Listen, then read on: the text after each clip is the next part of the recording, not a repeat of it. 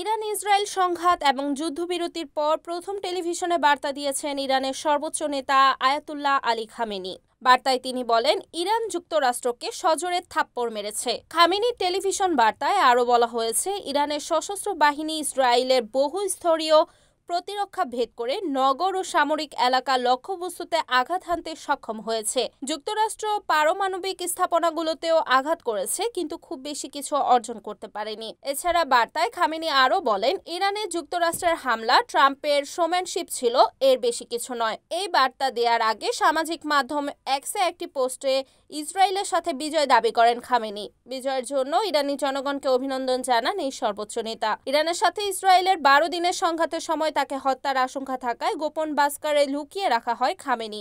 যুদ্ধবিরতির পর তিনি টেলিভিশনে প্রথম বার্তা দিলেন। আয়াতুল্লাহ আলী খামেনি বলেছেন, ইরানি জনগণ তাদের ঐক্য প্রদর্শন করেছে। এ বার্তা দিয়েছে যে আমাদের জনগণের কণ্ঠস্বর এক। ট্রাম্প ইরানকে আত্মসমর্পণের আহ্বান জানিয়েছেন, কিন্তু যুক্তরাষ্ট্রের প্রেসিডেন্টের মুখের তুলনায় তা খুব বড় মন্তব্য ছিল।